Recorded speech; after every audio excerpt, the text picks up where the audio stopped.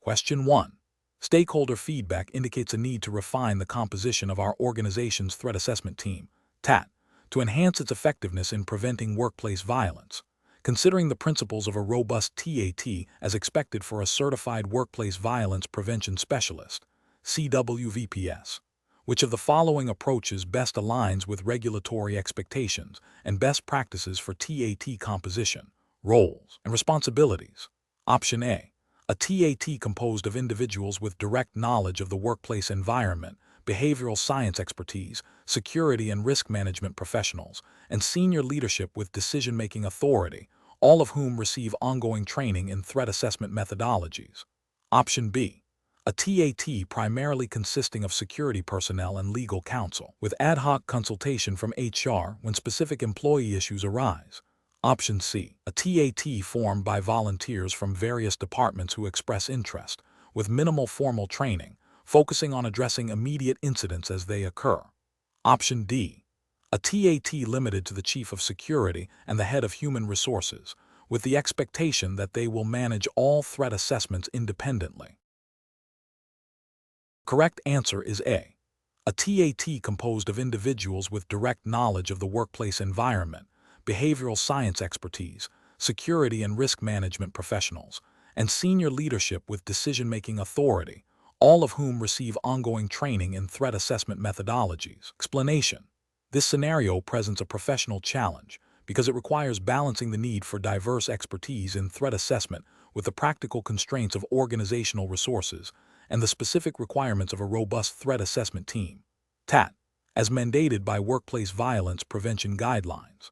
The effectiveness of a TAT hinges on its composition, ensuring it can comprehensively analyze potential threats from multiple perspectives. Careful judgment is required to select individuals whose roles and training align with the critical functions of a TAT, thereby ensuring compliance with established best practices and regulatory expectations for a certified workplace violence prevention specialist, CWVPS.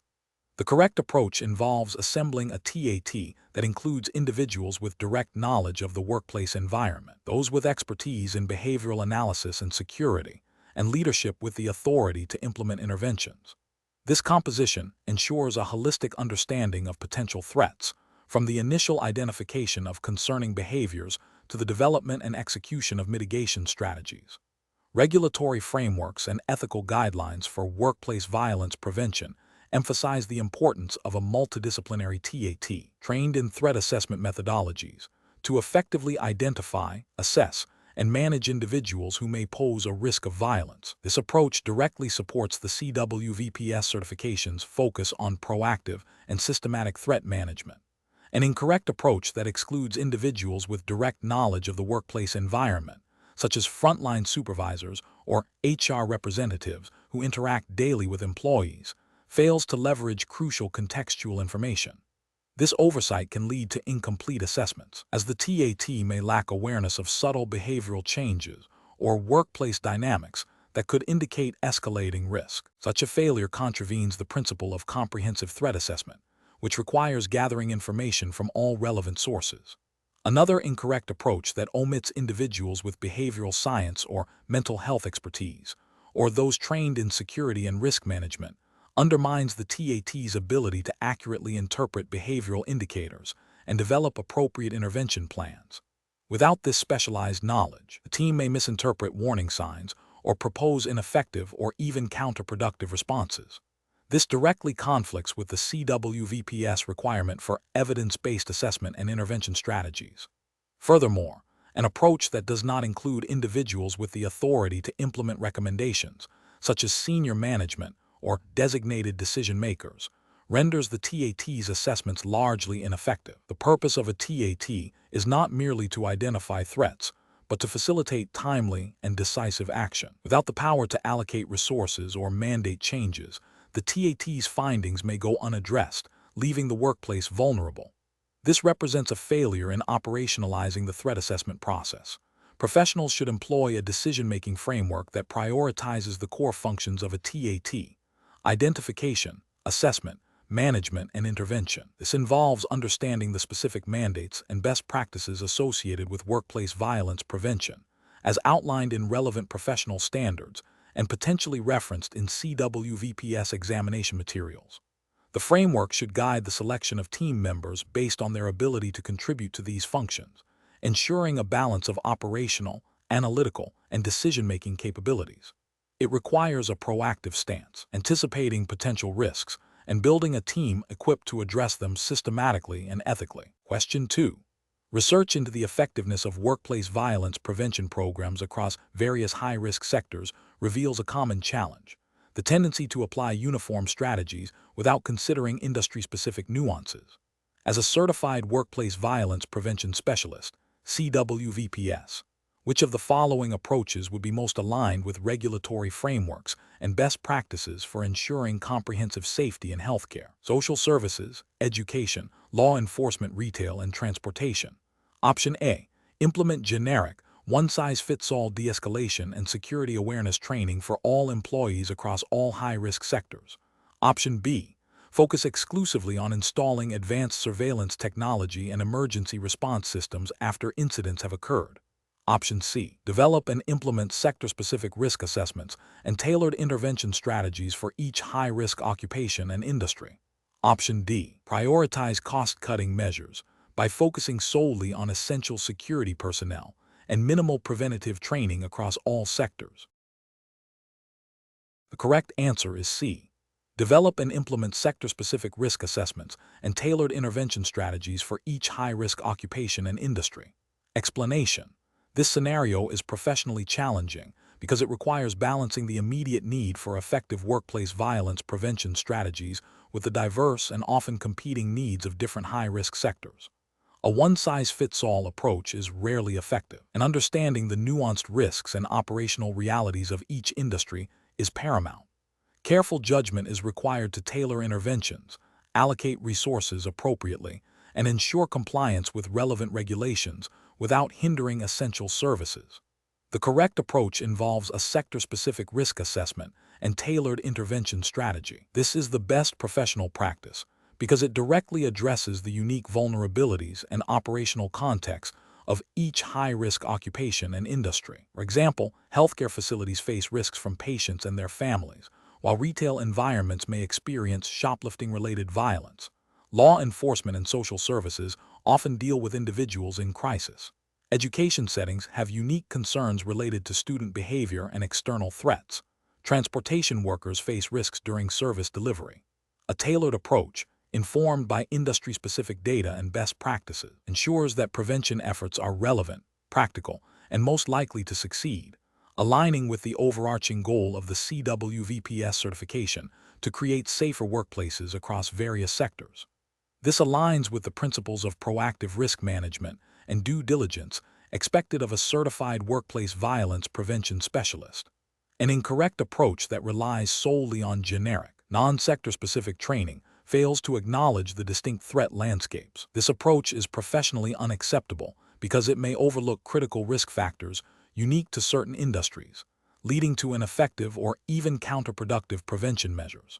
For instance, generic training might not adequately prepare healthcare staff for de-escalation techniques specific to agitated patients, or fail to equip retail employees with strategies for dealing with robbery threats. This demonstrates a failure in due diligence and a lack of understanding of the specific regulatory expectations for workplace safety in diverse environments. Another incorrect approach that prioritizes cost-cutting over comprehensive risk mitigation is professionally unacceptable. Workplace violence prevention is not merely an expense but a critical investment in employee safety and organizational well-being. Ignoring or underfunding necessary prevention measures, such as adequate staffing for supervision in social services or robust security protocols in retail, can lead to increased incidents, higher costs associated with injuries, legal liabilities, and reputational damage. This approach violates ethical obligations to protect employees and may contravene specific occupational safety and health regulations that mandate employers provide a safe working environment. A third incorrect approach that focuses exclusively on reactive measures, such as only implementing security cameras after an incident, is professionally unacceptable. While reactive measures have a role, a comprehensive prevention strategy must be proactive. Over-reliance on reactive measures indicates a failure to conduct thorough risk assessments and implement preventative controls, which are fundamental to effective workplace violence prevention. This approach neglects the opportunity to identify and mitigate hazards before they result in harm, thereby failing to meet the standards of a proactive CWVPS. The professional decision-making process for similar situations should involve a systematic approach. 1. Conduct thorough, sector-specific risk assessments to identify unique threats, vulnerabilities, and contributing factors. 2. Develop and implement tailored prevention strategies that address the identified risks, incorporating a mix of administrative controls, physical security measures, and behavioral interventions. 3. Provide industry-relevant training and education to all employees, supervisors, and management. 4. Establish clear reporting mechanisms and response protocols for incidents and threats. 5. Regularly review and update prevention programs based on incident data, emerging trends, and feedback from stakeholders. 6. Ensure compliance with all applicable federal, state, and local regulations pertaining to workplace safety and violence prevention. Question 3. To address the challenge of an employee exhibiting increasingly aggressive behavior, including verbal outbursts and veiled threats towards colleagues, what is the most appropriate initial course of action for a certified workplace violence prevention specialist, CWVPS, to recommend to management? Option A. Conduct a thorough, confidential assessment of the employee's behavior, consulting with HR and legal counsel. Determine the root causes and appropriate interventions. Option B. Initiate an immediate formal disciplinary process, including suspension, based on the reported incidents. Option C. Recommend that colleagues document all interactions and avoid the employee until the situation resolves itself. Option D. Advise management to directly confront the employee in a public setting to address the behavior immediately. Correct answer is B. Initiate an immediate formal disciplinary process, including suspension, based on the reported incidents. Explanation. This scenario presents a professional challenge because a workplace violence prevention specialist, CWVPS, must balance the immediate need for intervention with the legal and ethical obligations to all stakeholders, including the employee exhibiting concerning behavior and the organization. A rushed or overly punitive approach can lead to legal repercussions, damage employee morale, and undermine the effectiveness of prevention programs.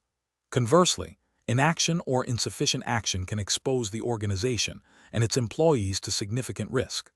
Careful judgment is required to ensure that interventions are proportionate, evidence-based, and compliant with all applicable regulations. The correct approach involves a comprehensive, multi-stakeholder assessment that prioritizes de-escalation and support while adhering to established organizational policies and legal frameworks. This approach is correct because it aligns with the core principles of workplace violence prevention, which emphasize proactive measures, early intervention, and a supportive environment. Specifically, it respects the employee's right to due process and privacy, while fulfilling the employer's duty of care to provide a safe workplace. Regulatory frameworks, such as those governing occupational safety and health, often mandate employers to take reasonable steps to prevent workplace violence, which includes a structured response to concerning behaviors. Ethical guidelines for CWVPS professionals also stress impartiality, confidentiality, and a focus on rehabilitation and prevention, rather than solely punitive measures. An incorrect approach that focuses solely on immediate disciplinary action, without a thorough assessment, fails to consider the potential underlying causes of the behavior, and may violate due process rights. This can lead to legal challenges related to wrongful termination or discrimination. Another incorrect approach that involves ignoring the behavior or relying on informal, undocumented interventions is ethically and legally deficient. It neglects the employer's responsibility to address threats to safety and can create a perception of a permissive environment for violence, potentially increasing liability. A third incorrect approach that involves over-reliance on external law enforcement without internal assessment and de-escalation attempts can escalate the situation unnecessarily and may not be the most effective or humane first step, potentially alienating the employee and hindering future prevention efforts. Professionals should employ a decision-making framework that begins with information gathering and assessment, followed by consultation with relevant internal stakeholders, e.g., HR, legal, and then the implementation of a graduated response that prioritizes de-escalation, support, and appropriate disciplinary or corrective actions as dictated by policy and law. This framework ensures that decisions are informed, defensible, and aligned with the goal of creating a safe and productive work environment. Question 4. Analysis of a situation where a company is considering implementing a comprehensive security technology suite, including CCTV with audio recording capabilities in all common areas, biometric access control for all entry points, and mandatory package screening for all employee belongings entering and leaving the premises, to address a perceived increase in workplace tensions. What is the most ethically and regulatorily sound approach for the certified workplace violence prevention specialist to recommend, considering U.S. federal and state privacy considerations? Option A. Recommend implementing CCTV with audio recording throughout the entire facility and mandatory biometric access control for all internal and external doors, with a policy stating that all data collected is for security purposes only, without further clarification on data usage or retention. Option B. Recommend the immediate installation of all proposed technologies as a strong deterrent, emphasizing that employee privacy is secondary to ensuring a secure environment. Option C. Recommend implementing mandatory package screening for all employee belongings and installing duress alarms at every workstation, without conducting a formal risk assessment or informing employees of the specific reasons for these measures. Option D. Recommend a phased implementation of security technologies, starting with enhanced CCTV in high-risk areas only, access control at external entry points, and a clear, communicated policy on package screening for specific types of items, while conducting ongoing risk assessments and employee feedback sessions. The correct answer is D. Recommend a phased implementation of security technologies, starting with enhanced CCTV in high-risk areas only, access control at external entry points, and a clear, communicated policy on package screening for specific types of items, while conducting ongoing risk assessments and employee feedback sessions. Explanation. This scenario presents a professional challenge because it requires balancing the implementation of security technologies with the fundamental rights and privacy expectations of employees. The Certified Workplace Violence Prevention Specialist, CWVPS, must navigate the complex interplay between enhancing safety through technological means and ensuring compliance with relevant regulations, which in the U.S. context often involves a careful consideration of privacy laws and employee rights. The ethical dilemma lies in determining the extent to which surveillance and data collection are justified for prevention purposes without becoming overly intrusive or discriminatory. The correct approach involves a comprehensive risk assessment that prioritizes the least intrusive yet effective security measures, coupled with transparent communication and clear policy development. This aligns with the principles of responsible data handling and privacy protection, often guided by state and federal laws that govern employee monitoring and the use of surveillance technology. Specifically, the CWVPS must ensure that any implemented technology, such as CCTV, access control, duress alarms, metal detectors, and package screening, is deployed in a manner that is proportionate to the identified risks, clearly communicated to employees, and subject to regular review to ensure its continued necessity and effectiveness. This approach respects employee dignity and privacy while fulfilling the mandate of workplace safety. An incorrect approach would be to implement a broad, indiscriminate surveillance system without a clear, documented risk assessment or employee notification. This could violate privacy rights and potentially lead to legal challenges under various U.S. privacy statutes and common law torts related to invasion of privacy. Another incorrect approach would be to deploy technology that is disproportionately intrusive for the identified risks, such as continuous audio recording via CCTV in non-public areas, which could exceed the scope of legitimate security needs and infringe upon employee expectations of privacy. Furthermore, failing to establish clear policies regarding the collection, storage, and access of data generated by these security technologies would be a significant ethical and regulatory failure, potentially leading to data breaches and misuse. Professionals should employ a decision-making framework that begins with a thorough threat and vulnerability assessment specific to the workplace. This assessment should inform the selection of security technologies, prioritizing those that directly address identified risks. Crucially, this process must include employee engagement and transparent communication about the purpose, scope, and limitations of any implemented technology. Policies should be developed in consultation with legal counsel to ensure compliance with all applicable federal and state laws, including those related to privacy, data security, and employee rights. Regular audits and reviews of the effectiveness and necessity of these technologies are essential to maintain proportionality and ethical integrity. Question 5. The investigation demonstrates that a recent workplace violence incident resulted in significant direct financial expenditures, including medical treatment for injured employees and legal fees associated with a subsequent lawsuit. However, the organization is struggling to quantify and address the less immediate, but equally impactful, costs such as decreased employee morale, increased absenteeism among witnesses, a decline in overall team productivity. Which approach best addresses the multifaceted costs of this workplace violence incident in line with CWVPS principles? Option A. Develop a plan that primarily addresses the emotional distress of affected employees through counseling services, while deferring significant investment in productivity restoration and financial risk mitigation until the organization's financial situation improves. Option B. Prioritize addressing the immediate financial expenditures by negotiating a settlement and allocating budget to visible security upgrades, assuming that emotional and productivity impacts will naturally resolve over time. Option C. Implement a comprehensive strategy that quantifies and mitigates financial, emotional, and productivity costs through a combination of proactive prevention programs, support services for affected employees, and targeted interventions to restore a positive work environment. Option D.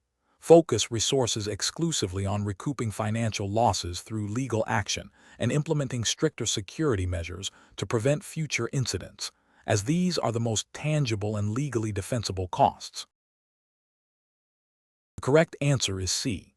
Implement a comprehensive strategy that quantifies and mitigates financial, emotional, and productivity costs through a combination of proactive prevention programs, support services for affected employees, and targeted interventions to restore a positive work environment. Explanation. This scenario presents a significant professional challenge because it requires a nuanced understanding of the multifaceted costs associated with workplace violence, extending beyond immediate financial outlays to encompass intangible yet profoundly impactful consequences. A certified workplace violence prevention specialist, CWVPS, must not only identify these costs, but also strategically prioritize interventions based on their potential to mitigate both tangible and intangible losses, aligning with the ethical imperative to foster a safe and productive work environment. The challenge lies in balancing resource allocation and intervention strategies to address the full spectrum of impacts, from direct financial losses to the erosion of employee morale and organizational reputation. The correct approach involves a comprehensive assessment and prioritization of interventions that address the financial, emotional, and productivity costs of workplace violence, grounded in the principles of proactive risk management and employee well-being as mandated by general workplace safety regulations, and the CWVPS certifications focus on holistic prevention. This approach recognizes that effective prevention requires a multi-pronged strategy that mitigates immediate financial impacts, e.g., medical expenses, legal fees, addresses the emotional toll on victims and witnesses, e.g., trauma, fear, decreased morale, and restores or enhances productivity, e.g., reduced absenteeism, improved focus, retention. Prioritizing interventions that offer the greatest return on investment in terms of risk reduction and well-being aligns with the ethical duty of care and the practical necessity of sustainable safety programs. An approach that solely focuses on the direct financial costs, such as immediate medical expenses and legal settlements, is insufficient because it neglects the significant long-term emotional and productivity impacts. This failure to consider the broader consequences can lead to underestimation of the true cost of workplace violence and result in inadequate preventative measures, potentially violating the spirit of workplace safety regulations that aim to protect the overall well-being of employees. An approach that prioritizes only the most visible or easily quantifiable financial losses, while ignoring the less tangible but equally damaging emotional and productivity costs, is also flawed. This narrow focus can lead to a misallocation of resources, where significant investments are made in areas that yield minimal returns in terms of overall risk reduction and employee well-being. It fails to acknowledge that emotional distress and decreased productivity can have substantial indirect financial consequences, such as increased turnover, reputational damage, and reduced innovation, which are often more costly in the long run. An approach that solely emphasizes reactive measures, such as disciplinary actions or security enhancements after an incident, overlooks the proactive and preventative core of workplace violence prevention. While reactive measures are necessary, an exclusive focus on them fails to address the root causes and systemic issues that contribute to workplace violence. This reactive stance is less effective in mitigating the full spectrum of costs, particularly the emotional and productivity impacts that can linger long after an incident, and may not fully comply with regulatory expectations for a comprehensive safety program. Professionals should employ a decision-making framework that begins with a thorough risk assessment to identify potential sources and types of workplace violence. This assessment should then inform a cost-benefit analysis of various preventative and mitigation strategies, considering not only direct financial costs, but also the impact on employee morale, psychological safety, and overall productivity. Prioritization should be given to interventions that offer the most effective and sustainable reduction in risk across all cost categories, aligning with regulatory requirements for a safe and healthy work environment and the ethical obligations of the CWVPS role. Question 6. During the evaluation of a series of reported incidents at a manufacturing facility, a safety manager is tasked with categorizing them to inform the development of a new workplace violence prevention plan. The manager reviews reports detailing verbal altercations between employees, an instance of an employee damaging company property in frustration, and a documented threat of physical harm made by a disgruntled former employee via email. Which approach best aligns with a comprehensive understanding of workplace violence definitions and scope for the purpose of developing an effective prevention plan? Option A. Categorize all reported incidents, including verbal altercations, property damage, and threats, as forms of workplace violence to ensure a broad scope of prevention efforts. Option B. Focus solely on incidents involving physical contact or the immediate risk of physical injury, excluding verbal disputes and property damage. Option C. Classify only the documented threat of physical harm as workplace violence, as it is the most overt and directly threatening act. Option D. Prioritize incidents that have resulted in lost workdays or significant disciplinary action, as these represent the most impactful forms of workplace violence. The correct answer is C. Classify only the documented threat of physical harm as workplace violence, as it is the most overt and directly threatening act. Explanation: this scenario is professionally challenging because accurately categorizing workplace violence incidents is crucial for effective prevention strategies, resource allocation, and legal compliance. Misclassification can lead to inadequate interventions, overlooking systemic issues, and potential legal repercussions. Careful judgment is required to distinguish between different forms of aggression and violence, considering the intent, severity, and context of the behavior. The correct approach involves a comprehensive review of incident reports, witness statements, and any available evidence to determine the specific type and scope of workplace violence based on established definitions and legal frameworks. This approach aligns with best practices in workplace violence prevention by ensuring that interventions are tailored to the identified risks. For instance, under U.S. federal guidelines and common state statutes, workplace violence is broadly defined to encompass acts or threats of physical violence, harassment, intimidation, or other threatening disruptive behavior that occurs at the worksite. This includes not only physical assault, but also verbal threats, stalking, and property damage. A thorough evaluation ensures that all relevant behaviors are considered within the scope, enabling the development of appropriate policies, training, and security measures. An incorrect approach that relies solely on physical altercations fails to recognize the broader scope of workplace violence as defined by regulatory bodies. This oversight can lead to underreporting and underestimation of risks, as it ignores threats, intimidation, and harassment, which can escalate and create a hostile work environment, violating employer responsibilities under various occupational safety and health regulations. Another incorrect approach that focuses only on overt aggression, without considering the underlying causes or potential for escalation, misses the preventative aspect of workplace violence programs. While overt aggression is clearly violence, the absence of such overt acts does not mean the absence of risk. Behaviors like persistent intimidation, bullying, or creating a climate of fear, even if not physically violent, can constitute workplace violence or contribute to its development, and employers have a duty to address these precursors. A further incorrect approach that prioritizes immediate disciplinary action without a thorough investigation into the nature and context of the behavior can lead to unfair outcomes and may not address the root causes of the violence. This can also create a climate of fear and distrust, hindering open communication and reporting of incidents, which is counterproductive to a robust prevention program. The professional decision-making process for similar situations should involve a systematic approach. First, gather all available information. Second, consult relevant organizational policies and legal definitions of workplace violence. Third, analyze the information against these definitions to accurately categorize the incident. And fourth, determine the appropriate preventative or responsive actions based on the confirmed classification. This ensures a fact-based, legally compliant, and ethically sound response. Question 7. Compliance review shows that a manufacturing facility has implemented a workplace violence prevention program that addresses general safety protocols and incident response procedures. However, the program does not explicitly reference or integrate specific requirements from the Occupational Safety and Health Administration, OSHA, General Duty Clause, or any state-specific statutes that may mandate particular elements for workplace violence prevention. Which of the following approaches best ensures comprehensive legal and regulatory compliance for this facility? Option A. Conduct a thorough review of OSHA General Duty Clause and all applicable state laws to identify specific requirements for workplace violence prevention, and then update the facility's program to incorporate these mandates, ensuring the program meets or exceeds the most stringent applicable standards.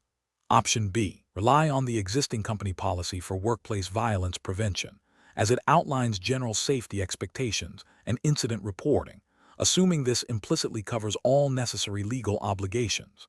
Option C. Prioritize adherence to federal OSHA guidelines only, assuming that federal regulations preempt any potentially less stringent state-specific requirements for workplace violence prevention. Option D. Focus solely on enhancing the incident response protocols to ensure swift and effective action when a violent event occurs, as this is the most critical aspect of managing workplace violence. The correct answer is A. Conduct a thorough review of OSHA General Duty Clause and all applicable state laws to identify specific requirements for workplace violence prevention, and then update the facility's program to incorporate these mandates, ensuring the program meets or exceeds the most stringent applicable standards. Explanation. This scenario is professionally challenging because it requires a nuanced understanding of overlapping federal and state legal frameworks governing workplace safety and violence prevention. Organizations must navigate potential inconsistencies and ensure compliance with the most stringent applicable standards. Careful judgment is required to balance proactive prevention strategies with reactive measures, all while adhering to specific legal mandates. The correct approach involves a comprehensive review and integration of both OSHA General Duty Clause and relevant state-specific statutes that may offer enhanced protections or specific requirements for workplace violence prevention. This approach is right because OSHA General Duty Clause mandates employers provide a workplace free from recognized hazards likely to cause death or serious physical harm, which inherently includes workplace violence. Furthermore, many states have enacted laws that either supplement OSHA or establish their own specific requirements for addressing workplace violence, such as mandatory training, risk assessments, or reporting mechanisms. A proactive and integrated strategy ensures the organization meets its federal obligations while also complying with any stricter state-level mandates, thereby providing the highest level of protection. An incorrect approach that focuses solely on OSHA guidelines without considering state laws fails to acknowledge that state regulations can impose additional, more rigorous requirements. This could lead to a compliance gap and potential legal repercussions if a state law is more prescriptive regarding prevention programs, training, or incident reporting than federal OSHA standards. Another incorrect approach that relies only on general company policy without specific reference to OSHA or state laws is insufficient. While company policies are important, they must be grounded in and reflect the legal obligations imposed by regulatory bodies. A policy that does not align with or meet the minimum standards set by OSHA or applicable state laws is legally deficient and may not offer adequate protection to employees. Finally, an approach that only addresses reported incidents without implementing proactive prevention measures overlooks the fundamental purpose of workplace violence prevention regulations. OSHA and many state laws emphasize the employer's responsibility to identify and mitigate hazards before they result in violence. Focusing solely on reactive measures is a failure to address the recognized hazard and prevent future occurrences, which is a core legal and ethical obligation. Professionals should employ a decision-making framework that begins with identifying all applicable federal and state regulations. This is followed by a comparative analysis to determine the most stringent requirements. The organization's prevention program should then be designed to meet or exceed these combined standards, incorporating both proactive hazard identification and mitigation strategies, as well as clear procedures for incident response and reporting. Regular review and updates to the program are essential to maintain compliance and effectiveness. Question 8. The risk matrix shows a moderate to high likelihood of workplace violence incidents occurring within a specific department due to identified stressors. Which of the following represents the most effective approach to developing and implementing a workplace violence prevention policy in accordance with CWVPS best practices and relevant U.S. regulations? Option A. Create a detailed policy document that is stored on the company intranet but not actively promoted or discussed in departmental meetings or training sessions. Option B. Install additional security cameras in the identified department as the primary preventative measure, with a plan to address any incidents that may still occur. Option C. Draft a policy that focuses on disciplinary actions for perpetrators of violence, with minimal emphasis on proactive prevention strategies or employee support mechanisms. Option D. Develop a comprehensive policy that defines workplace violence, outlines reporting procedures, details training requirements, specifies disciplinary actions, and includes provisions for post-incident response and support, ensuring it is clearly communicated to all employees and regularly reviewed for effectiveness. The correct answer is D. Develop a comprehensive policy that defines workplace violence, outlines reporting procedures, details training requirements, specifies disciplinary actions, and includes provisions for post-incident response and support, ensuring it is clearly communicated to all employees and regularly reviewed for effectiveness. Explanation. The risk matrix shows a moderate to high likelihood of workplace violence incidents occurring within a specific department due to identified stressors. This scenario is professionally challenging because it requires a proactive and comprehensive approach to policy development and implementation that aligns with the Certified Workplace Violence Prevention Specialist (CWVPS) standards, which are rooted in U.S. federal and state regulations concerning workplace safety and employee well-being. Failure to adequately address these risks through a robust policy can lead to increased incidents, employee harm, legal liabilities, and reputational damage. Careful judgment is required to balance the need for effective prevention with the practicalities of implementation and employee buy-in. The correct approach involves developing a comprehensive workplace violence prevention policy that is clearly communicated, actively implemented, and regularly reviewed. This policy should define workplace violence, outline reporting procedures, detail training requirements, specify disciplinary actions, and include provisions for post-incident response and support. This aligns with OSHA General Duty Clause 29 U.S.C. Section 654(a)(1), which requires employers to provide a workplace free from recognized hazards that are causing or are likely to cause death or serious physical harm. Furthermore, it reflects best practices promoted by organizations like the Occupational Safety and Health Administration, OSHA, and the Society for Human Resource Management, SHRM, in their guidance on workplace violence prevention. The policy's effectiveness hinges on its accessibility to all employees and consistent application across the organization. Regular review ensures the policy remains relevant and effective in addressing evolving risks and legal requirements. An approach that focuses solely on reactive measures, such as only implementing security cameras after an incident, is insufficient. This fails to meet the proactive requirements of workplace violence prevention and neglects the employer's duty to identify and mitigate hazards before they result in harm. It also overlooks the importance of a comprehensive policy that addresses prevention, reporting, and support. An approach that involves developing a policy but failing to communicate it effectively to all employees or provide adequate training on its provisions is also flawed. A policy is only effective if employees understand their rights, responsibilities, and the procedures for reporting and seeking assistance. This failure to communicate and train can lead to underreporting of incidents and a lack of awareness, undermining the entire prevention effort. This contravenes the spirit of OSHA emphasis on hazard communication and employee engagement. An approach that develops a policy but does not establish a clear process for its implementation or review is also professionally unacceptable. Without defined implementation steps and a schedule for review, the policy can become outdated, irrelevant, or inconsistently applied. This lack of ongoing oversight means that emerging risks may not be addressed, and the policy's effectiveness diminishes over time, failing to uphold the employer's commitment to a safe workplace. The professional decision-making process for similar situations should involve a systematic risk assessment, followed by the development of a multifaceted prevention strategy. This strategy must be codified in a clear, accessible, and comprehensive policy.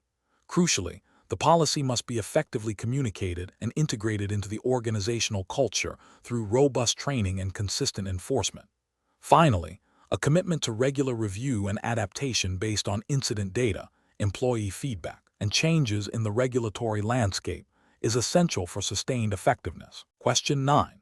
Comparative studies suggest that security personnel's effectiveness in preventing workplace violence is significantly influenced by their training and adherence to established protocols.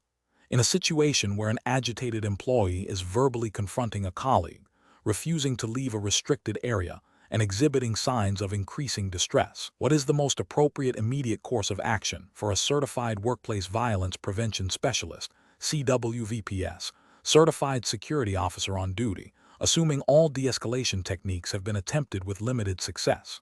Option A. Escalate to the use of less lethal force to gain compliance and remove the employee from the area. Option B. Disengage and observe from a distance, allowing the situation to potentially de-escalate on its own without direct intervention. Option C. Continue to verbally engage the employee, attempting to understand their concerns and find a resolution, while maintaining a safe distance and observing for any signs of imminent physical threat. Option D. Immediately initiate physical restraint to remove the employee from the restricted area and prevent further escalation. The correct answer is D. Immediately initiate physical restraint to remove the employee from the restricted area and prevent further escalation. Explanation: this scenario presents a professional challenge due to the inherent tension between maintaining a safe environment and respecting individual rights, particularly when de-escalation efforts are strained. Security personnel are entrusted with significant authority, and their actions must be guided by a clear understanding of their roles, responsibilities, and the legal and ethical boundaries of their authority, especially concerning the use of force.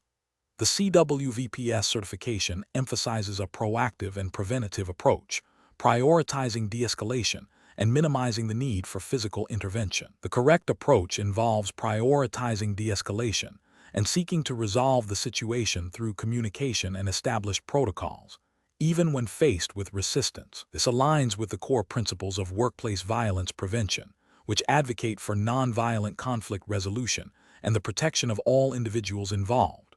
Regulatory frameworks and ethical guidelines for security professionals consistently emphasize the importance of proportionality in response, meaning that the level of force used should be commensurate with the threat posed.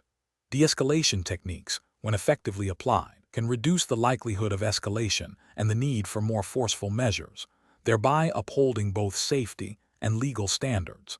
An incorrect approach that immediately resorts to physical restraint without exhausting de-escalation options fails to adhere to the principle of proportionality. This could lead to excessive force, which is a violation of both legal statutes and ethical codes governing the use of force by security personnel.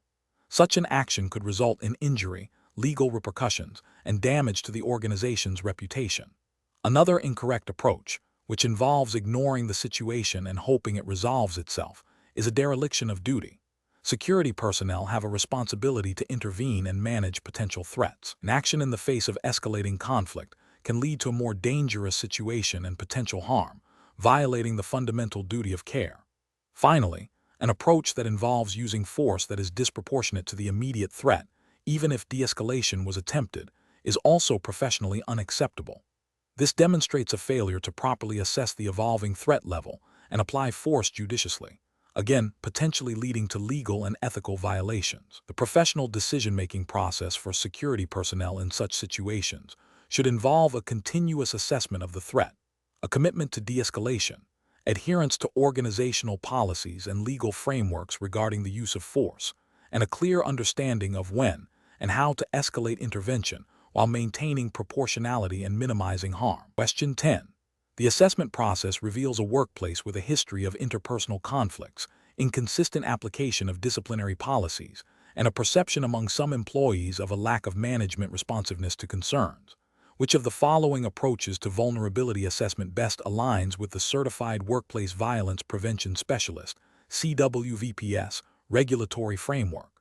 Option A. Developing a detailed threat matrix that analyzes potential external threats and their likelihood of occurrence, focusing on immediate physical security breaches.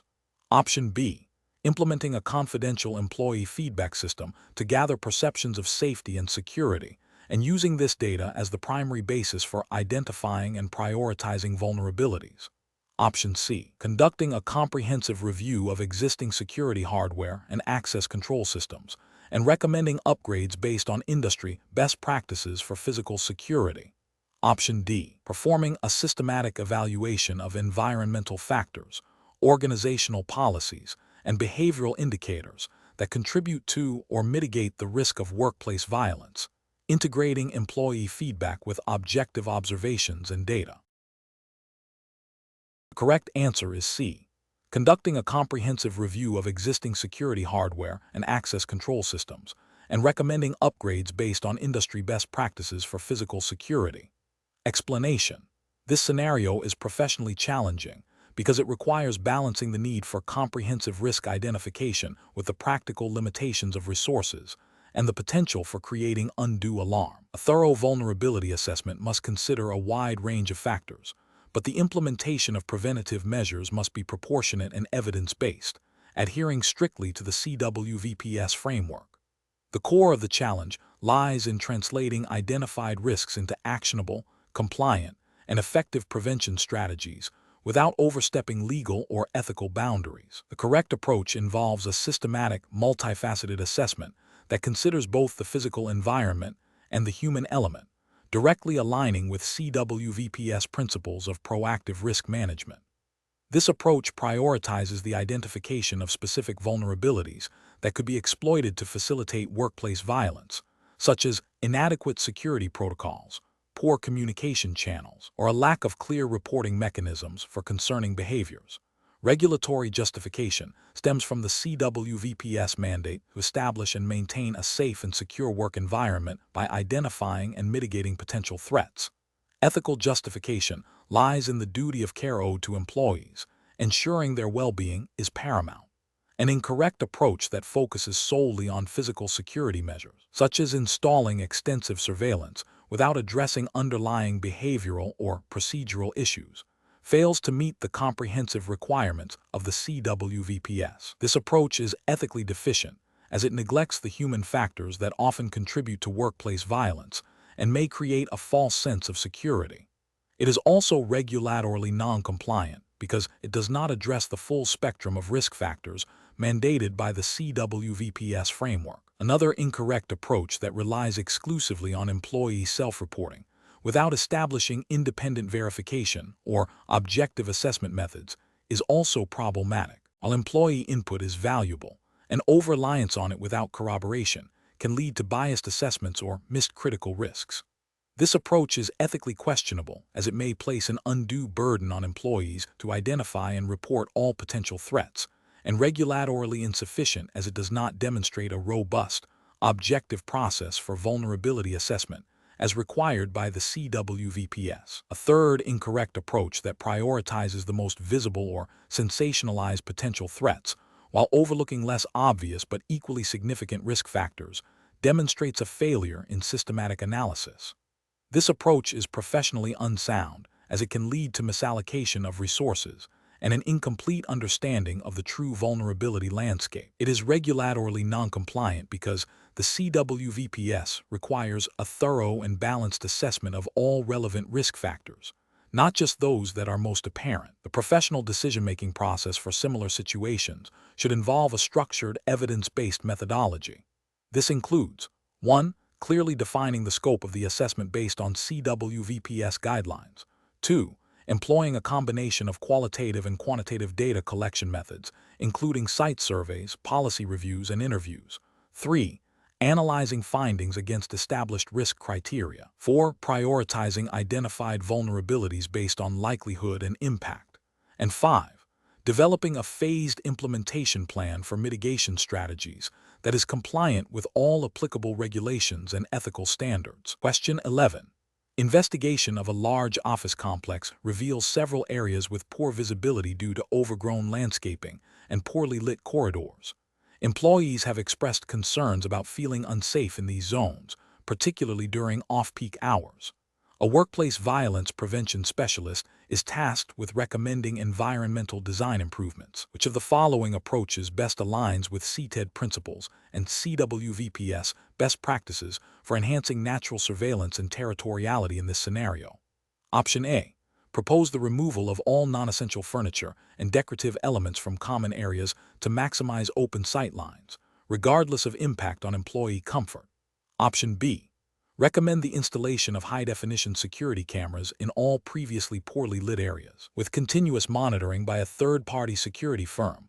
Option C. Implement a phased plan to trim overgrown landscaping, improve lighting levels in corridors and common areas, and install clear signage to delineate departmental territories. Option D. Suggest the construction of additional private offices and meeting rooms to create more defined workspaces, reducing the need for employees to traverse open areas. Correct answer is C. Implement a phased plan to trim overgrown landscaping, improve lighting levels in corridors and common areas, and install clear signage to delineate departmental territories. Explanation: this scenario is professionally challenging because it requires a specialist to balance the practical implementation of CTED principles with the specific regulatory requirements and ethical considerations mandated by the Certified Workplace Violence Prevention Specialist (CWVPS) framework. The specialist must not only understand CTED theory, but also apply it in a manner that is compliant with the relevant, albeit unspecified in this prompt, U.S. federal and state regulations governing workplace safety and security. The core challenge lies in translating abstract design principles into concrete, actionable recommendations that demonstrably reduce risk without creating new vulnerabilities or infringing on employee rights. The correct approach involves a comprehensive assessment of the existing environment, focusing on how design elements impact natural surveillance, territoriality, and access control, all while adhering to CWVPS guidelines. This approach is right because it directly addresses the foundational principles of CTED as they relate to preventing workplace violence. By prioritizing visibility and clear demarcation of spaces, it enhances the ability of employees and security personnel to observe and deter potential threats. Regulatory and ethical justification stems from the CWVPS mandate to proactively identify and mitigate risks, which inherently includes environmental factors. This aligns with general workplace safety regulations that require employers to provide a safe environment, and specifically with the CWVPS focus on preventing violence through a multifaceted strategy that includes environmental controls. An incorrect approach that focuses solely on aesthetic improvements without considering their impact on surveillance or territoriality fails to meet the core objectives of CTED and CWVPS.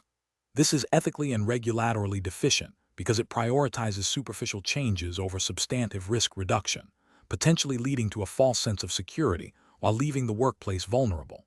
Another incorrect approach that involves installing excessive, obtrusive surveillance equipment without a clear threat assessment or consideration for employee privacy violates ethical principles and potentially privacy regulations. While surveillance can be a tool, its indiscriminate application can create a hostile environment and may not effectively deter violence if not integrated with other CTED strategies.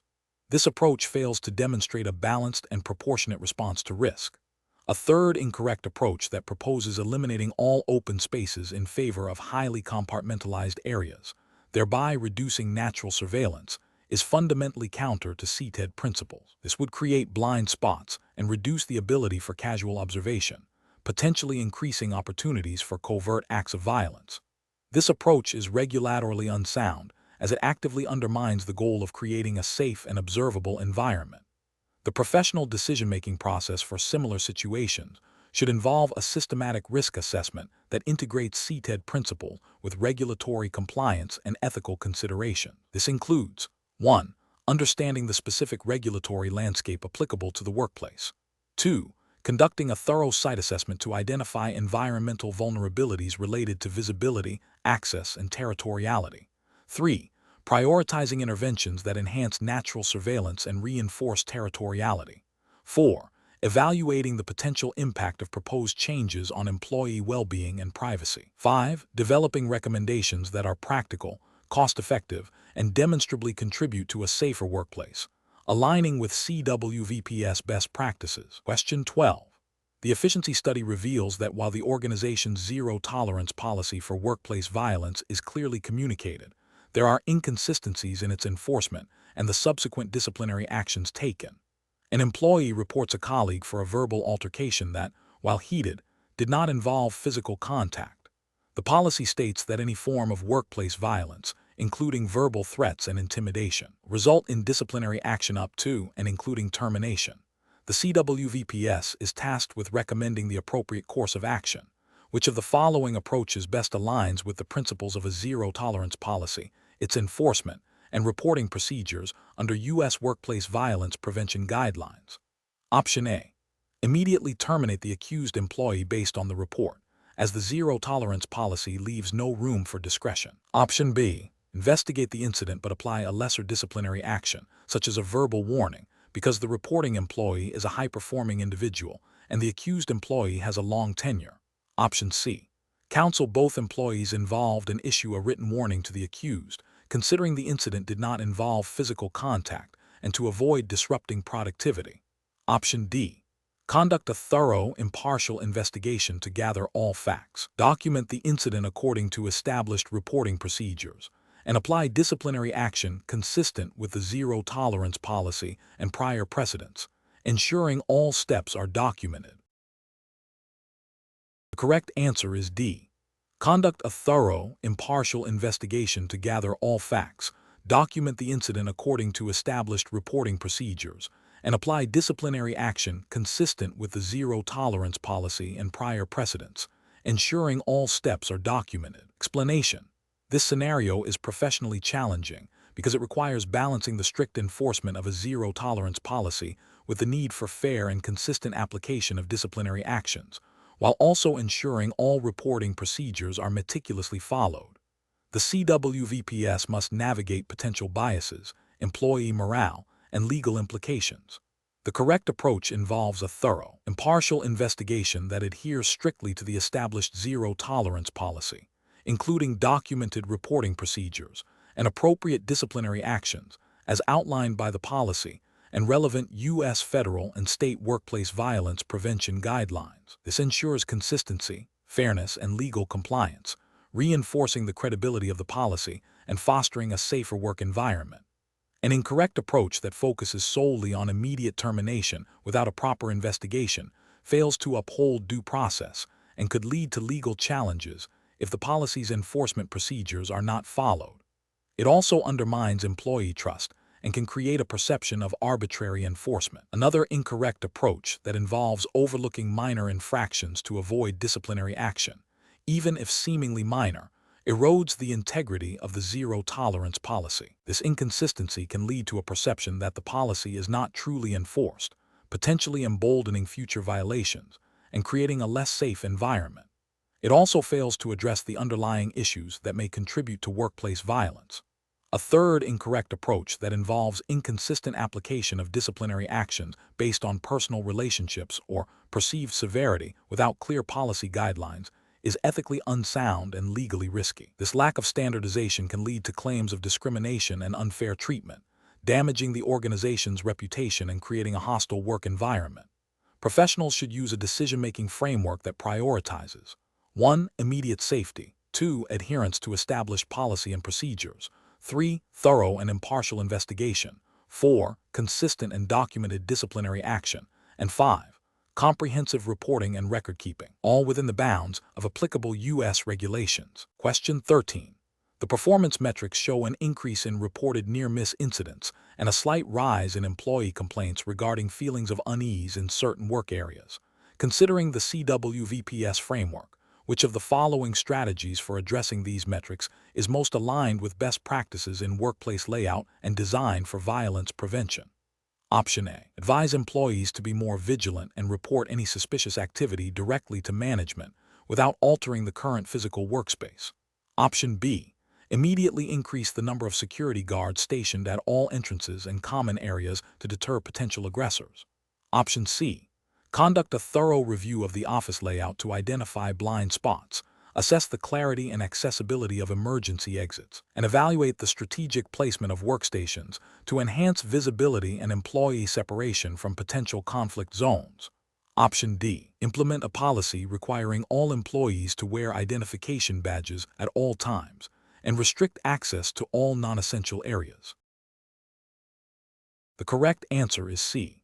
Conduct a thorough review of the office layout to identify blind spots, assess the clarity and accessibility of emergency exits, and evaluate the strategic placement of workstations to enhance visibility and employee separation from potential conflict zones. Explanation. This scenario presents a professional challenge because it requires balancing the operational needs of a business with the paramount duty to ensure employee safety and prevent workplace violence. The performance metrics, while indicating potential issues, do not inherently dictate the solution. A superficial interpretation could lead to cost-cutting measures that compromise safety, while a thorough analysis demands a proactive, risk-based approach grounded in established prevention principles. Careful judgment is required to identify the root causes of the observed metrics and implement effective, compliant solutions. The correct approach involves a comprehensive review of the physical workspace, focusing on how its layout and design can mitigate risks of violence. This includes assessing the visibility of all areas, ensuring clear and unobstructed escape routes, and strategically separating employees from potential threats or high-stress areas. This aligns with the core principles of workplace violence prevention, which emphasize proactive design and environmental controls as a foundational layer of security. Regulatory frameworks, such as those guiding the CWVPS certification, mandate a holistic approach to safety, where physical security is integrated into the overall prevention strategy. This approach is ethically sound as it prioritizes the well-being of employees. An incorrect approach would be to solely focus on increasing security personnel without addressing the underlying environmental factors. This fails to acknowledge that physical design plays a crucial role in deterring and de-escalating potential violence. It is an inefficient use of resources and does not address the root causes that a well-designed workspace can mitigate. Another incorrect approach would be to implement restrictive access controls to all areas without a clear risk assessment. This can create a feeling of being constantly monitored or distrusted, potentially leading to decreased morale and productivity, and may not effectively prevent violence if the core design flaws remain unaddressed. Furthermore, it could inadvertently create new vulnerabilities by concentrating employees in less secure areas. A third incorrect approach would be to ignore the metrics altogether, assuming the current layout is sufficient. This demonstrates a failure to adhere to the principle of continuous improvement and proactive risk management, which is a cornerstone of effective workplace violence prevention. Professionals should approach such situations by first conducting a thorough risk assessment that incorporates the performance metrics as indicators, not definitive causes. This assessment should involve a physical site survey, employee feedback, and a review of incident data.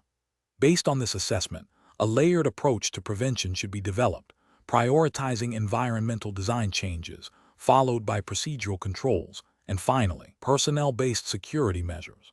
The decision-making process should be guided by the CWVPS certification standards, emphasizing evidence-based practices and a commitment to creating a safe and secure work environment for all employees. Question 14. The review process indicates that a newly established Workplace Violence Prevention Committee at Secure Solutions, Inc.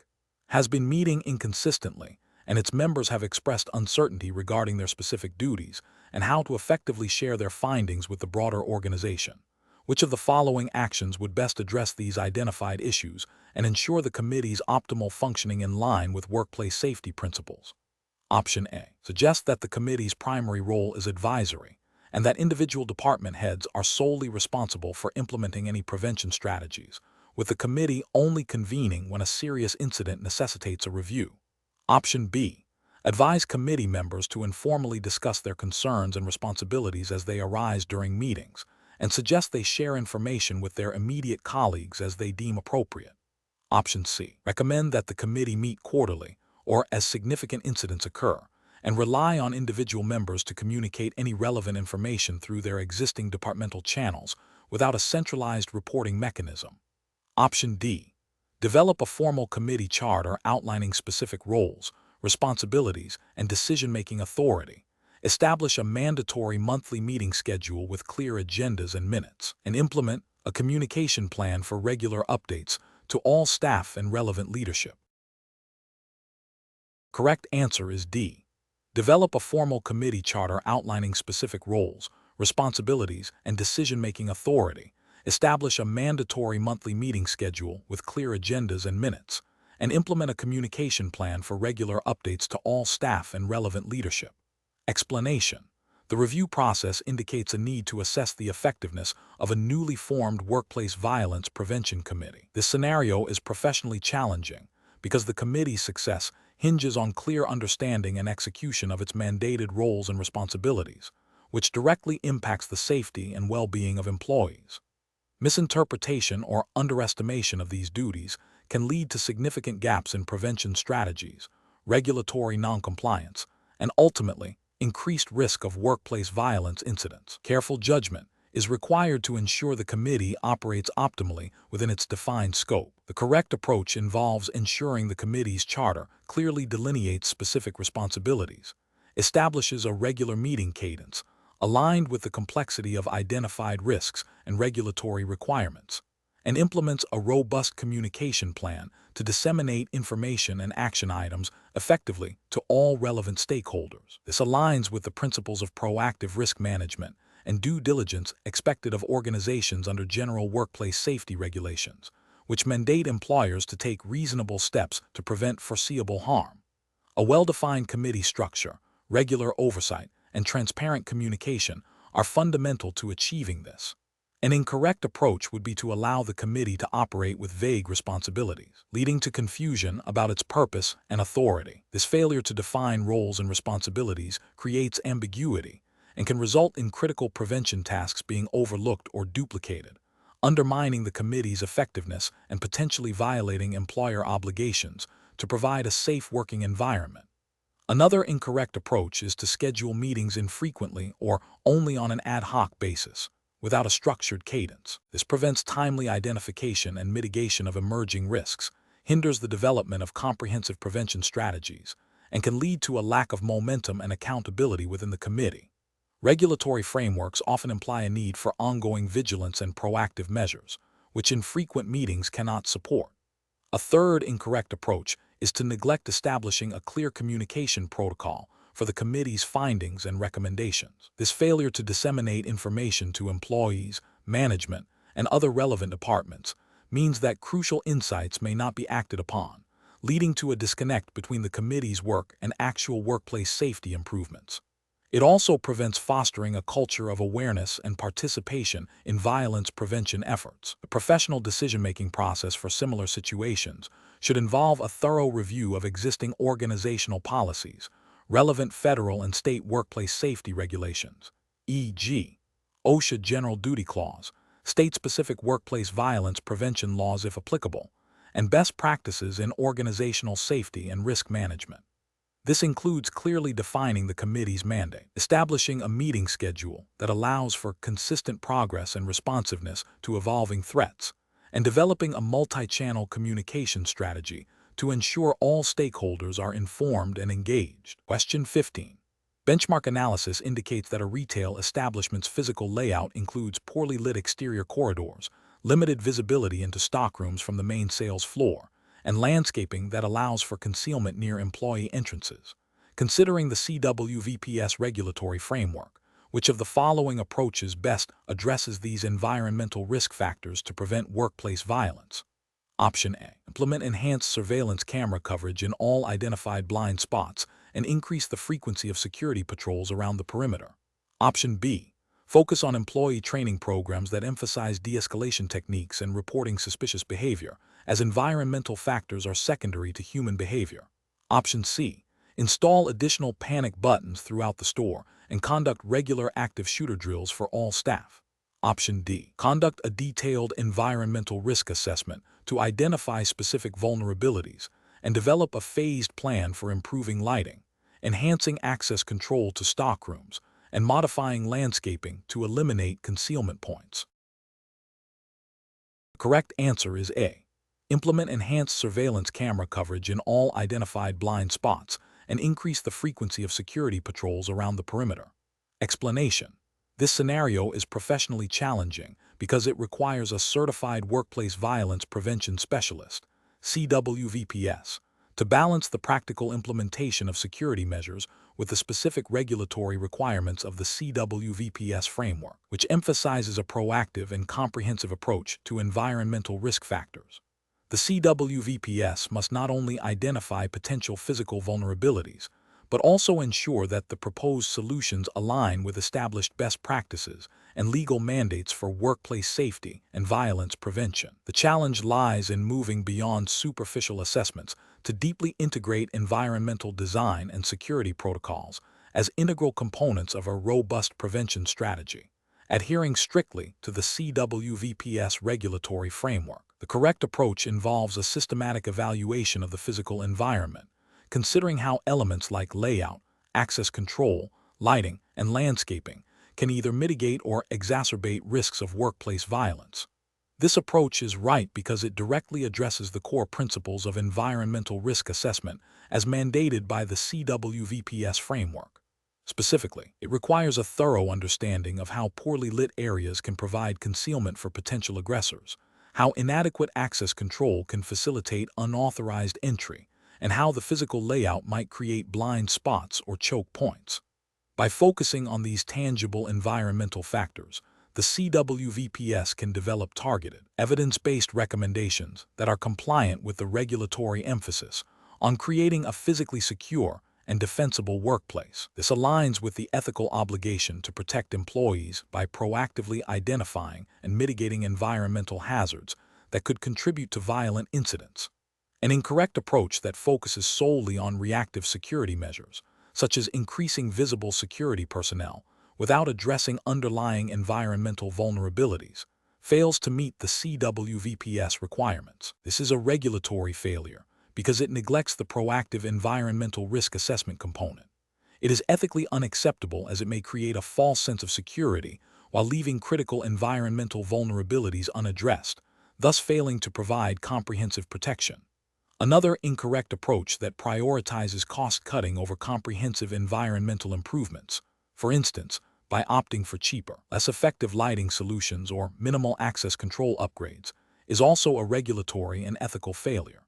The CWVPS framework implicitly mandates that prevention strategies be effective and proportionate to the identified risks. Cost-cutting that compromises the integrity of security measures directly contravenes this principle, potentially leading to a higher likelihood of violent incidents and a failure to uphold the duty of care to employees. A third incorrect approach that overlooks the impact of landscaping, such as failing to trim overgrown bushes that could provide hiding places, demonstrates a lack of thoroughness in environmental risk assessment. This is a regulatory failure as it omits a key aspect of environmental design that can significantly influence security. Ethically, it represents a missed opportunity to enhance safety and prevent potential harm. Professional decision-making process for similar situations should involve a structured, multifaceted approach. First, conduct a comprehensive site assessment, meticulously documenting all environmental factors.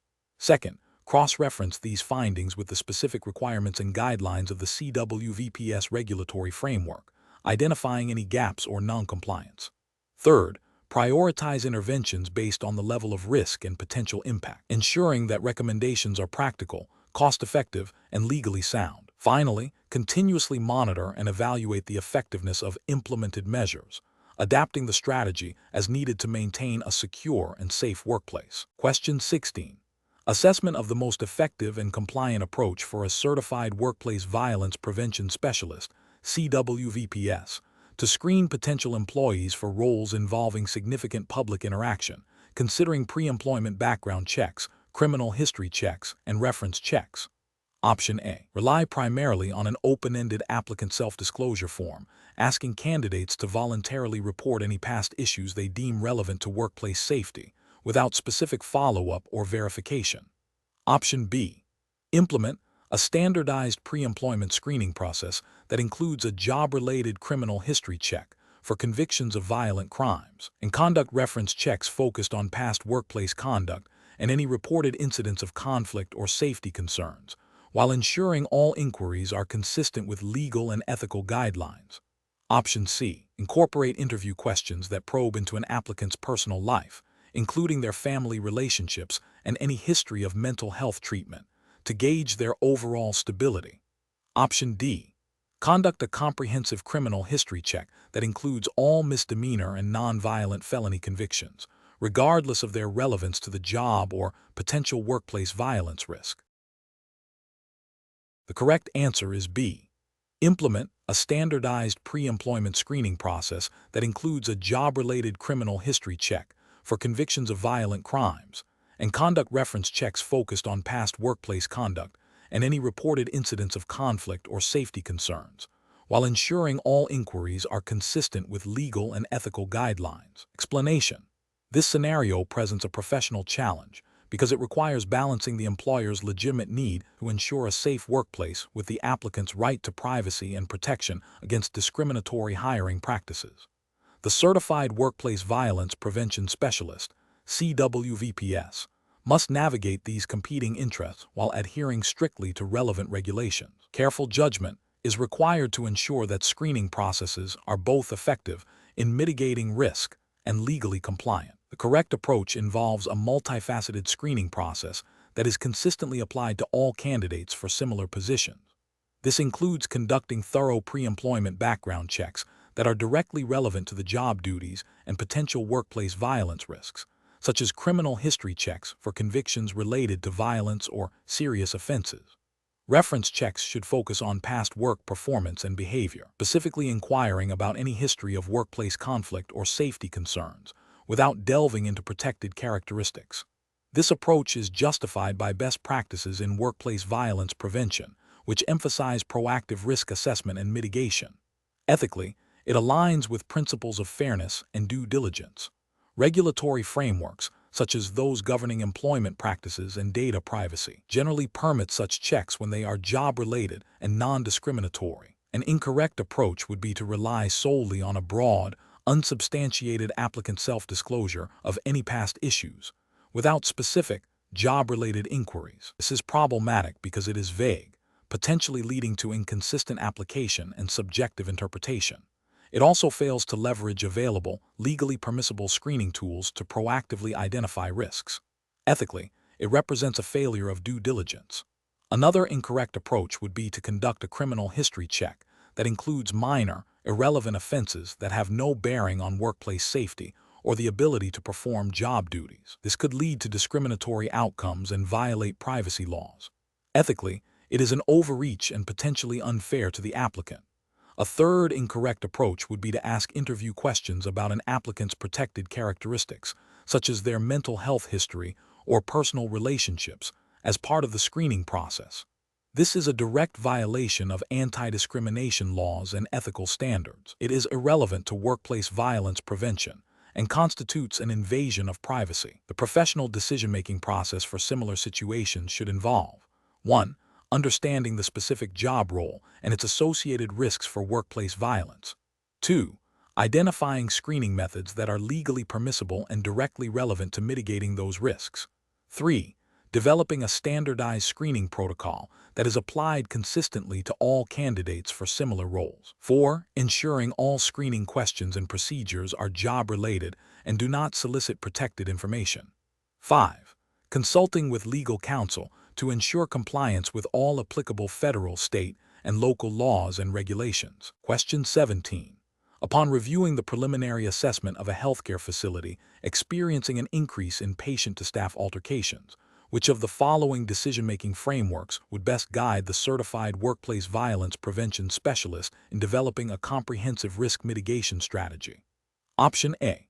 A framework that focuses primarily on the psychological profiles of staff members, identifying individuals who may exhibit aggressive tendencies or have a history of interpersonal conflict. Option B. A framework that concentrates solely on the environmental design of the facility, assuming that improved architectural features will inherently reduce all forms of workplace violence. Option C.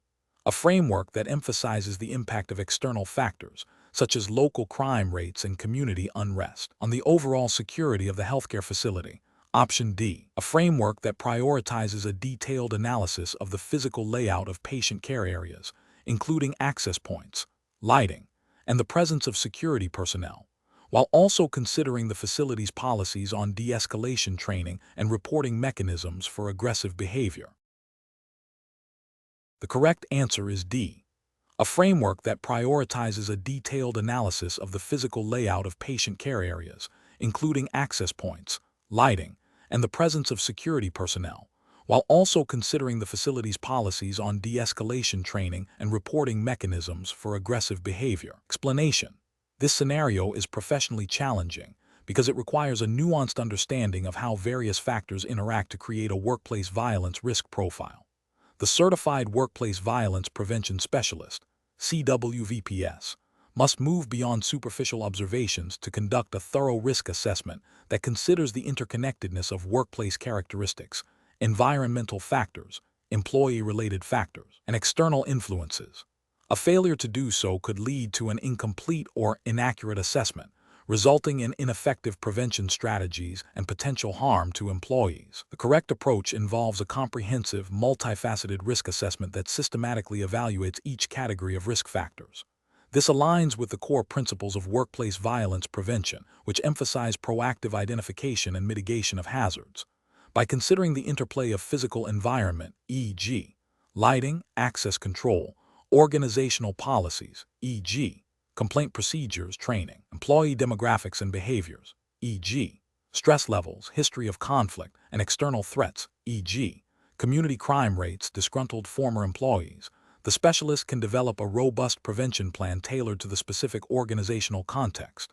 This systematic approach is ethically mandated to ensure the safety and well-being of all personnel, and is implicitly supported by the general duty of care expected of safety professionals. An approach that focuses solely on employee-related factors, such as individual behavioral issues, is incorrect because it neglects the significant influence of the work environment and organizational culture on behavior. This can lead to a blame-oriented approach that fails to address systemic issues contributing to violence.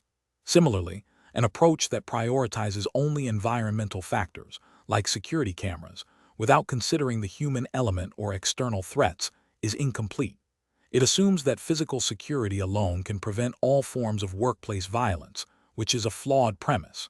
An approach that exclusively examines external factors, such as general crime statistics, without linking them to specific workplace vulnerabilities, is also insufficient. It fails to recognize that workplace violence is often a unique phenomenon influenced by internal dynamics. Professionals should employ a decision-making framework that begins with a broad scan of all potential risk categories. This should be followed by a detailed analysis within each category, using a combination of data collection methods, e.g., surveys, interviews, incident reports, site walkthroughs. The next step involves synthesizing the findings to identify high-risk areas and specific contributing factors. Finally, the specialist should prioritize interventions based on the identified risks and the feasibility of implementation, ensuring that the prevention strategy is holistic and addresses the root causes of potential violence. Question 18. The evaluation methodology shows that a supervisor has been consistently making demeaning comments about an employee's work performance in front of colleagues, often raising their voice and using sarcastic tones.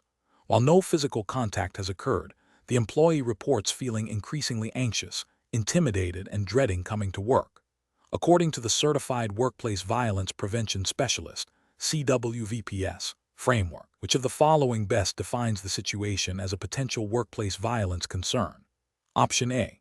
The situation is a workplace violence concern because the supervisor's behavior, while not physical, creates an intimidating and hostile environment, aligning with the broad definition of workplace violence that includes verbal abuse and harassment. Option B. The situation is a workplace violence concern only if the employee can prove the supervisor intends to cause physical harm, which is not evident from the reported demeaning comments. Option C. The situation is not a workplace violence concern because workplace violence is strictly defined as physical assault or threats of physical harm, and no such actions have occurred. Option D. The situation is a minor interpersonal conflict that should be handled through standard HR disciplinary procedures, as it does not meet the threshold for workplace violence. Correct answer is A.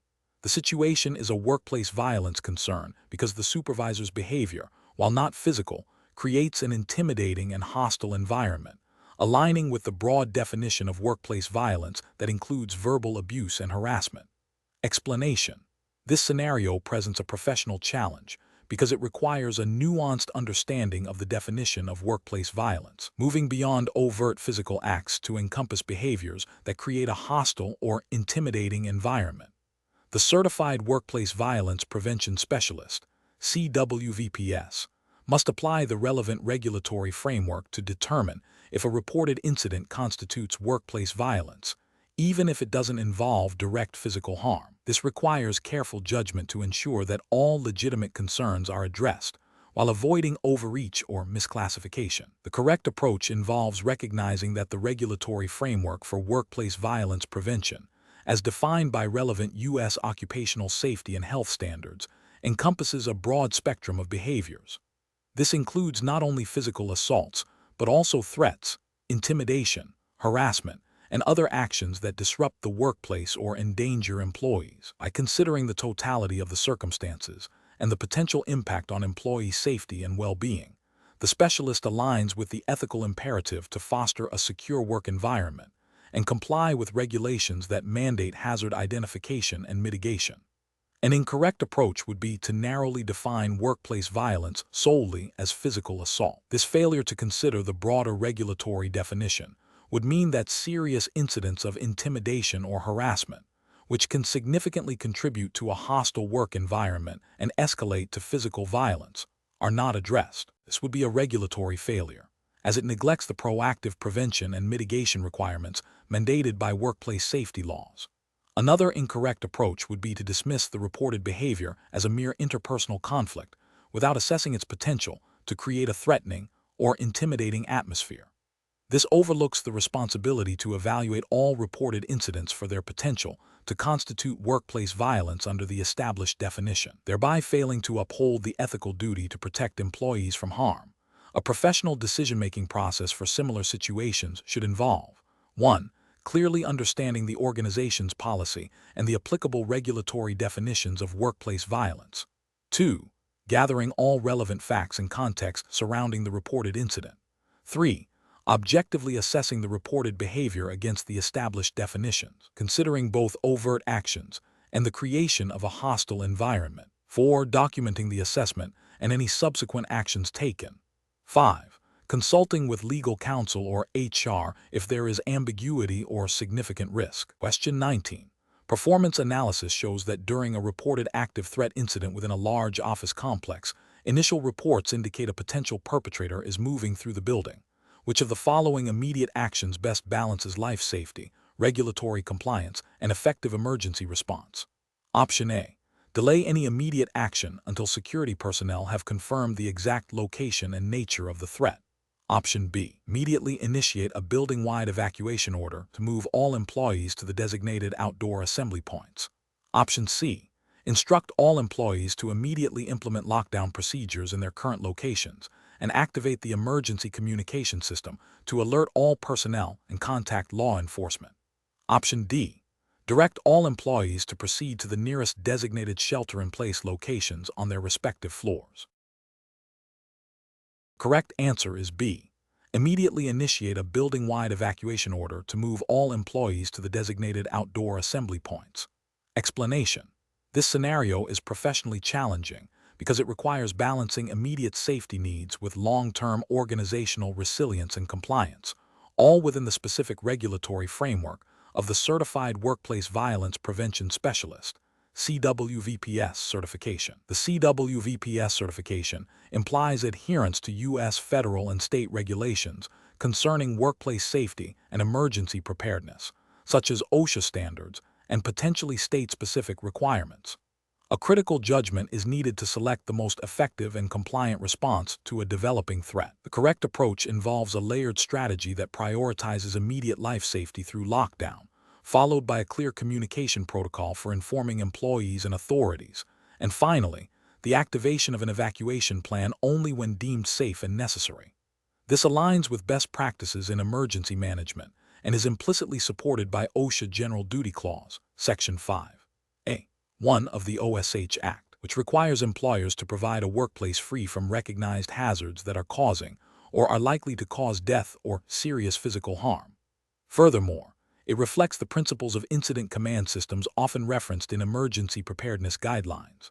The emphasis on clear, multi-channel communication is crucial for situational awareness and coordinated action, a key component of effective emergency response. An incorrect approach that focuses solely on immediate evacuation without assessing the threat's proximity or nature is flawed. This could lead employees into a more dangerous situation if the threat is en route or actively moving through evacuation paths.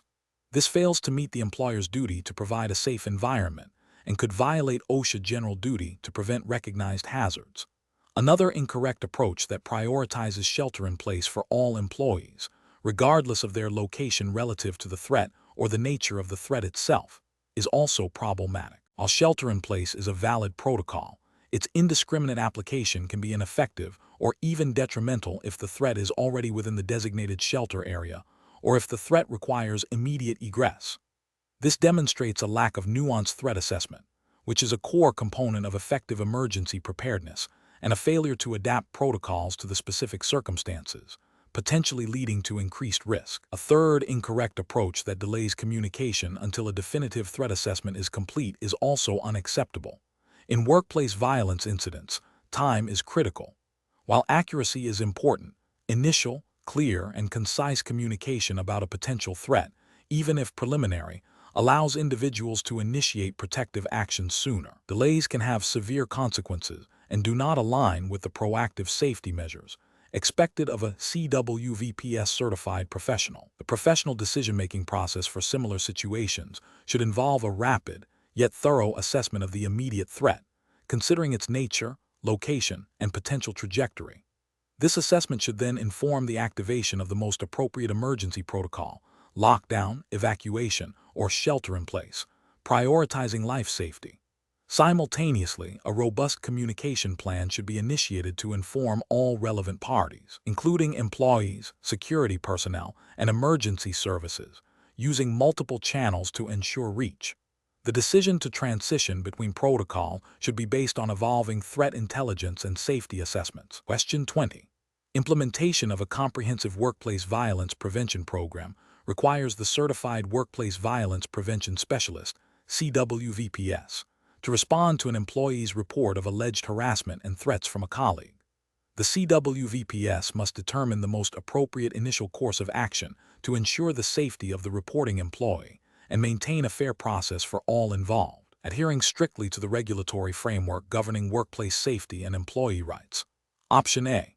Initiate an immediate formal investigation by gathering statements from the reporting employee and the accused colleague, reviewing any available electronic communications, and documenting all findings in a confidential report, while implementing interim safety measures if deemed necessary.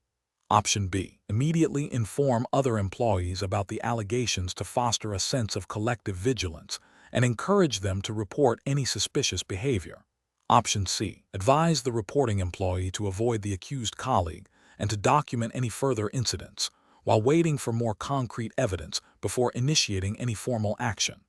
Option D. Recommend immediate disciplinary action against the accused colleague based on the severity of the reported threats, without conducting a full investigation. The correct answer is A. Initiate an immediate formal investigation by gathering statements from the reporting employee and the accused colleague, reviewing any available electronic communications, and documenting all findings in a confidential report, while implementing interim safety measures if deemed necessary. Explanation: this scenario presents a professional challenge due to the inherent complexity of balancing an individual's right to privacy and due process with the organization's imperative to ensure a safe and secure work environment for all employees. The Workplace Violence Prevention Specialist, CWVPS, must navigate these competing interests with meticulous attention to establish protocols and legal frameworks. The CWVPS role requires a nuanced understanding of how to gather information, assess risk, and implement interventions without prejudicing the accused or compromising the rights of potential victims. The pressure to act swiftly while adhering to due process and privacy considerations demands careful judgment and a systematic approach. The correct approach involves a thorough, impartial investigation that respects the rights of all parties involved. This includes conducting confidential interviews, gathering objective evidence, and documenting all findings meticulously. The CWVPS must ensure that any actions taken are based on a credible assessment of risk and are consistent with organizational policies and relevant legal requirements, such as those pertaining to employee investigations and privacy. This approach upholds the principles of fairness, due process, and data protection, which are foundational to effective and ethical workplace violence prevention. An incorrect approach would be to immediately implement punitive measures or restrictive actions based solely on an accusation without a proper investigation. This fails to uphold the principle of due process, potentially leading to unfair disciplinary actions and legal repercussions for the organization. Another incorrect approach is to dismiss the concerns without a formal assessment, which neglects the organization's duty of care to its employees and could leave potential victims vulnerable, thereby violating workplace safety regulations and ethical obligations. Furthermore, sharing unverified information or gossip with other employees constitutes a breach of confidentiality and can create a hostile work environment, undermining the credibility of the prevention efforts and potentially leading to defamation claims. Professionals in this field should employ a decision-making framework that prioritizes a structured, evidence-based approach. This involves 1. Receiving and documenting the initial report. 2. Conducting a preliminary risk assessment to determine the urgency and nature of the threat. 3. Initiating a formal, impartial investigation adhering to established policies and legal guidelines. 4. Gathering and analyzing all relevant information and evidence.